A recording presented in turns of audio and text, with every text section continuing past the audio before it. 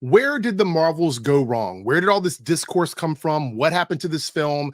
I have a few theories, and I want to talk a little bit about YouTube's algorithm and the space that we exist in here as fans and anti-fans of the content that we consume. I realize this video is probably not going to be popular with a lot of people, and I don't care because it's been something that's on my mind for a while.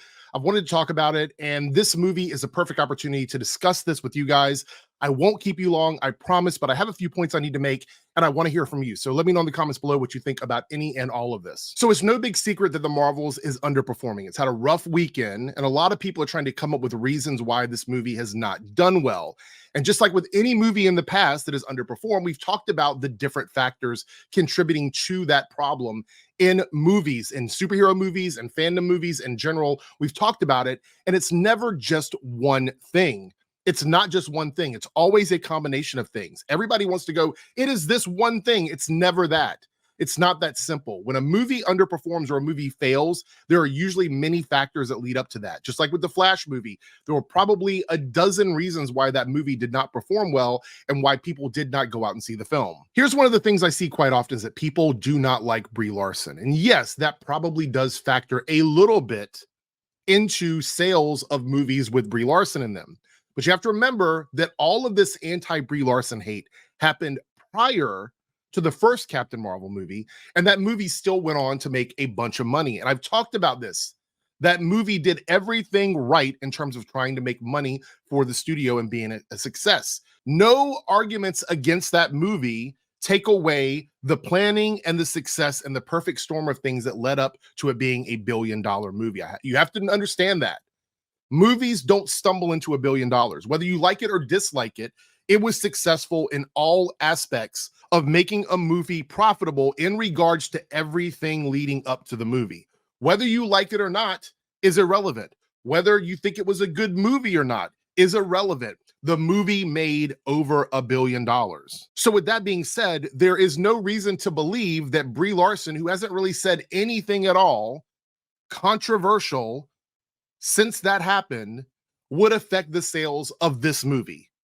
That to me is a non-factor. However, proper promotion for a movie can contribute to up to 30% of the sales of a film in its total run. And we have a writers and actors strike that was going on during the time this movie should have been promoted, pretty much leading up to the actual release of the movie, where nobody involved with this film other than the director and people involved at the top end at Marvel were allowed to talk about. And that's simply not enough. Actors play a big part in the success of their movies, whether you want to admit it or whether Marvel wants to admit it or not. It is pretty obvious. And The Marvels is not the only film that has underperformed since the beginning of the actor strike.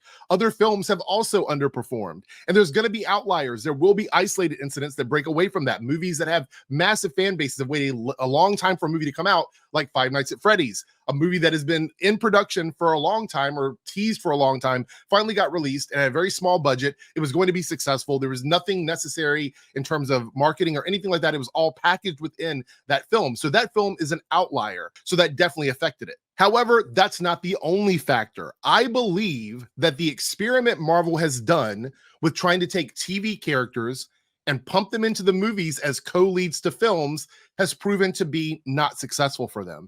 And this is going to change the way they do that in the future, probably for the better, right? One of the big things we've seen change recently is Marvel now wants to do showrunners on their TV shows to make the shows more of a included story in a space, like in a vacuum, I guess, of these characters. And if they decide to cross them over into the movies, they can. And if not, that's fine too. Something the Netflix shows did, something we saw on Agents of S.H.I.E.L.D. that we really loved. So going back to that, I think is going to be a successful formula on the TV side, and it will prevent them from making the mistake they made with this film, which is taking a character like Ms. Marvel, who was never introduced in the movies before, and putting her as the lead, co-lead in this movie without allowing the actor to go out and promote the film. They tried to do the thing on ABC where they played the whole season over there, but that didn't really work out too well because it takes the actors going out and punching up for this movie to make it work, and that just wasn't the factor here. Then we have Monica with Tiana playing that character, who we did meet as a child in the original Captain Marvel, and I think that was important that people did kind of remember who she was, but she was on WandaVision, and so we had that issue with her coming into this movie, and we were waiting to see how this was going to work. How was this going to affect the film? I think ultimately Marvel and Disney is going to look at this as a failure of doing that, of taking that TV stuff and putting it into the movies. I think they're going to see this as a failure. What that probably means is we're going to see less of those TV show characters in lead roles in films. I'm not talking about being in the films at all, but I mean being promoted as a lead of the film. Now, they may give it another shot if they think they can do it with proper promotion, see if that makes a difference. But I don't know. Maybe they're going to be a bit more like careful about that, moving forward and taking TV show leads and putting them in the movies. Maybe that's going to be something they look into in the future. I think there's a couple characters that could break out of that. I think Daredevil's a character that can go from TV to movies pretty easily. I think some of the other characters that went from movies to TV shows back to movies, like Wanda in Doctor Strange Multiverse of Madness, where she came in, people were okay with that because they already knew the character. I think if you introduce a character in the movies first, then they get a TV show, and then they come back to the movies, I think people are okay with that. But a character like Ms. Marvel that we only knew from the TV shows would be very daunting for people. I went and saw the movie with people who had not met that character before. They didn't have a problem with her in the movie, but they did say that they didn't know who it was in the posters and stuff like that. They didn't know who this character was. And so that is a big problem in the marketing decisions for Marvel. Instead of doing a direct sequel for Captain Marvel 2, they did this team-up concept. And I think they're going to look at this as something they don't want to do in the future. What that means is more standalone TV shows with characters that can be in the movies, but no more like going from the TV show to the lead of a movie. I don't think they're going to do that. And lastly, I want to talk about what I think could be an issue. I'm not totally 100% on board with this, but I think it might have something to do with the fact of all of the controversy surrounding where the MCU is going and what's going to be happening. Ever since COVID, Marvel has been dealing with this problem where normally all of the dominoes fall into place. Like they all kind of do what they're supposed to do. There's a marketing machine behind it. And ever since COVID, they've not been able to steady the ship. They've not been able to get things out correctly, do what they do, everything they did in phases 1, 2, and 3, because COVID disrupted everything for them. And they've just not been able to recover from that. And looking forward, I actually think next year, taking some time off from putting movies out may be good for Marvel. It may actually be a good thing because of the opportunity to sort of get everything back lined up the way it's supposed to go and get back into that sort of continuity that Marvel has, that comfortable recliner that you go sit in and enjoy everything because you know when something's coming out and when it's going to be released and what's next and blah, blah, blah. I think all that's going to be really good because right now with all of this mess that's happening with like Blade and Captain America 4 and all these other things, I think it makes like fans a little bit uneasy with Marvel. And I think the release schedule is the big thing. It's not so much the properties themselves, it's just the release schedule and how things are coming out. And it's been kind of a mess ever since COVID. I also want to touch on this a little bit. I talked about this on my other channel in more detail, but this is from Chris Gore. You can't really see it. Let me remove the branding quickly so you guys can see what it says here at the top. Chris Gore, you'll know from YouTube. Most of you guys will probably be familiar with him. He says, turning Marvel and Star Wars into girl brands will prove to be one of the costliest decisions in entertainment history. And I said that this comment was a misogynistic comment, and I still stand by that. I believe it is because this is just such a dumb take. Marvel, in terms of like an entertainment company, has always had women in the forefront. It's been a staple of Marvel comics. Some of the most popular characters in Marvel are women. If you go all the way back to like the 80s and 90s, characters like Storm and Rogue, and like household names, characters that everyone knew about.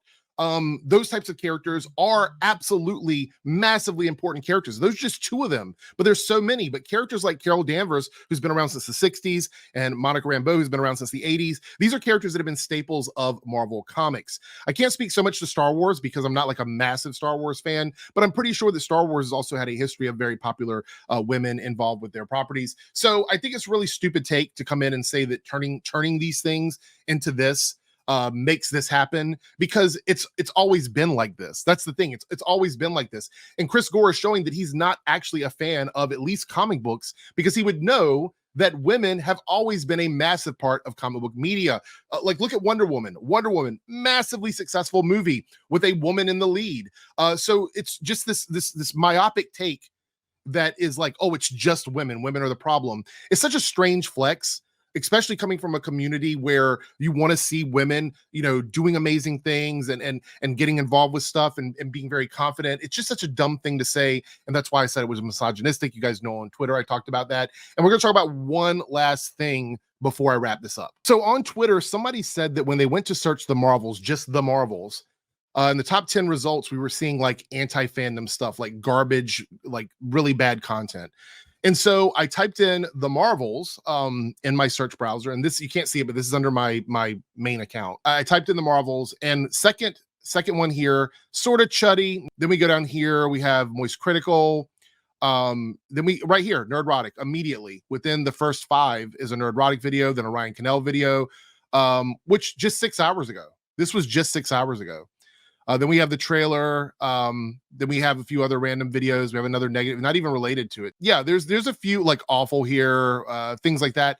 So like YouTube has an issue, a problem with this. And before you go, well, Eric, this is like catered. Like if you type in something, it's catered to your specific, like the stuff that you're engaged with on YouTube. Yeah, to some degree it does. Like if I click on videos about Captain Marvel, it's going to start to like cater to me. But I went to an incognito tab and I did the exact same thing, and here are the results. All right, so here's an incognito tab. I typed in the Marvels, and these are my results. So if I were coming in with a fresh account, brand new to YouTube, and I typed in the Marvels with no other words, no other terms, just the Marvels, you would think that I would just get general Marvels content like trailer, clips, maybe some people talking about Easter eggs, things like that, possibly some things like that. But no, YouTube's algorithm pushes negative content at the top of its search results, even on pages that are incognito. Right here, we have this one from What Culture, which again is in the top 3. We have Ryan Cannell here above Nerdrotic on an incognito search. Marvel or Movie Overlord, which is, I think that's Doomcock. The Marvels is the worst MCU film. Captain America 4 canceled. Here we go. More just Mike Zero, obviously another just awful like hate page here. Yeah, look, the Marvel's a feminist disaster. This is on a brand new account. Like, and I'm gonna prove it to you because I know people are gonna say no, he's not telling the truth. I'll remove my logo here. Look, sign in up in the corner over there. This is a incognito page with no prior search history. And these are the things at the top of the search results. And this is why YouTube's algorithm is garbage. This is why channels that talk positively about stuff don't show up with the same numbers as negative content. If this were a more balanced list, I could even give it that. Like if it were like every other video was like 1 positive, 1 negative, 1 positive, 1 negative, I could give them that. But YouTube's algorithm funnels the negative content to the front of search results in the top 10 so that people, brand new accounts, sign in, type in the Marvels. They want to find other people that love the movie. They can't do that because typing in the Marvels will not give you that. It'll give you hate content pretty much. And I know there's going to be some facetious people in the comments that are like, oh, that's because the movie sucks or whatever. I'm not talking about the quality of the movie. I'm talking about how YouTube's algorithm works. And there is positive Marvel's content out there. I've talked about it positively. I've done a stream about it where I talk about it quite positively. They don't push that kind of content to the front of their system. And that is an issue with YouTube. Anyway, we'll talk more about that in detail at another time, but I want to know what you guys think about this. I'm not talking about the quality of the film. Love it, hate it, whatever. It's not what I'm talking about here. I'm talking simply about the factors that would have actually led to the film underperforming, not people that went and saw it and didn't like it. Because if you spent your money on the ticket, you've already paid for it. You were already there. I'm talking about what prevented people from either knowing the movie was coming out or not going and seeing the movie in the first place. I'm very, very curious about what you guys think about that. So let me know in the comments below.